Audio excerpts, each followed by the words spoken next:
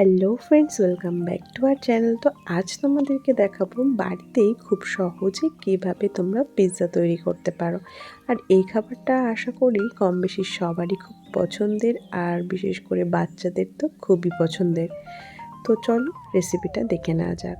সবার প্রথমেই আমি একটা বোলে নিয়ে নিয়েছিলাম 1 কাপ পরিমাণ ময়দা। পরিমাণটা আমি এখানে মেনশন করে দিয়েছি, তোমরা নিজেদের সুবিধার্থে দেখে নিতে পারো। তার মধ্যে অ্যাড করছি নুন 1/2 চামচ, চিনি 1 চামচ, বেকিং সোডা এবং বেকিং পাউডার 1/2 চামচ করে। এবার সেটাতে ভালো করে মিশিয়ে নিয়ে তার মধ্যে দিয়ে দিচ্ছি টক দই।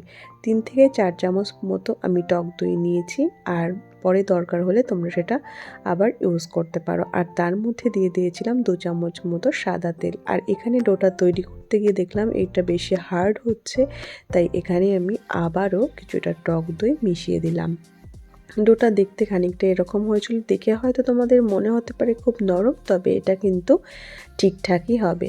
তো এভাবে 1 ঘন্টা রেখে দেওয়ার পর আবার একটু আলতো হাতে হালকা ময়দা দিয়ে এবং শেষের দিকে একটু তেল লাগিয়ে ভালোভাবে এইভাবে মথে নিতে হবে। তো এটা মোটামুটি হয়ে আসলেই দেখো ডোটা আমাদের একদম রেডি হয়ে গেছে। এবার তোমরা চাইলে একদম নর্মাল প্যানেও করতে পারো, আর এটা যেহেতু আমাদের কেক টিন ছিল, তো আমরা কেক টিনেই করেছি। তো ডোটা থেকে ভালোভাবে এভাবে একটা ব্রেড তৈরি করে নেবে। আর এটা তৈরি করা হয়ে গেলে ওপরে একটা স্পুনের সাহায্যে এভাবে তোমরা ডট ডট করে নিতে পারো, যাতে পুরোপুরি ভালোভাবে এটা কুকড হয়।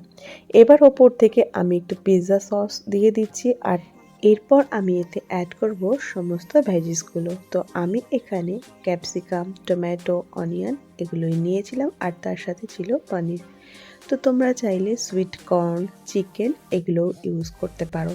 আর এই যে চিজটা দিয়ে দেওয়ার পর এবার আমি সমস্ত ভেজিসগুলো এখানে অ্যাড করব, আর তার উপরে ছড়িয়ে দেবো একটু অরিগানো আর চিলি ফ্লেক্স। তাহলেই এটা মোটামুটি রেডি হয়ে যাবে। আবারও একবার এটার ওপর দিয়ে হালকা করে চিজ গ্রেট করে দিয়ে দেবো। যারা চিজ একটু বেশি পছন্দ করো তারা এটা বেশি পরিমাণেও ব্যবহার করতে পারো, পুরোটাই নিজেদের পছন্দ মতো। আর তারপরে কিছুক্ষণ এখানে একটা স্লাইস চিজকে একটু টুকরো টুকরো করে ওপর থেকে ছড়িয়ে দিলাম। তো এবার এটা রেডি হয়ে গেছে ওভেনে বেক করার জন্য। খুবই ইজি কিন্তু এটা তৈরি করা। তো তোমরাও চাইলে এই ধরনের একটা রেসিপি বাড়িতে ট্রাই করে নিও। আর এবার এটাকে দিয়ে দিচ্ছি টেম্পারেচারটা সেট করে 20 মিনিটসের জন্য 180 ডিগ্রি সেলসিয়াসে। তো এটা মোটামুটি রেডি হতে যতটা টাইম লাগে, আর এই যে এটা পুরোপুরি রেডি হয়ে গেছে। তো দেখেই বেশ ভালো লাগছিল যে এটা খুবই সুন্দর হয়েছে।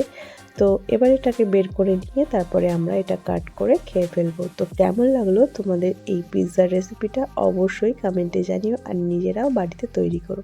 আর আমাদের সাথে সাথে তোজো ওয়েট করছিল কখন এটাকে টেস্ট করবে। তো এটা আমরা কাট করে নিচ্ছি।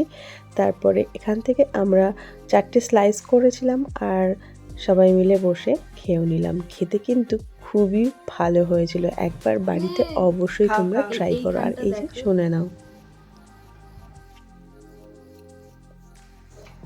কেমন হয়েছে? সফট হয়েছে, সুন্দর হয়েছে। তো এই জন্য আমাদের খাওয়া দাওয়ার পর্ব। তো তোমাদের কেমন লাগলো অবশ্যই একটা কমেন্টে জানিও। Thank you.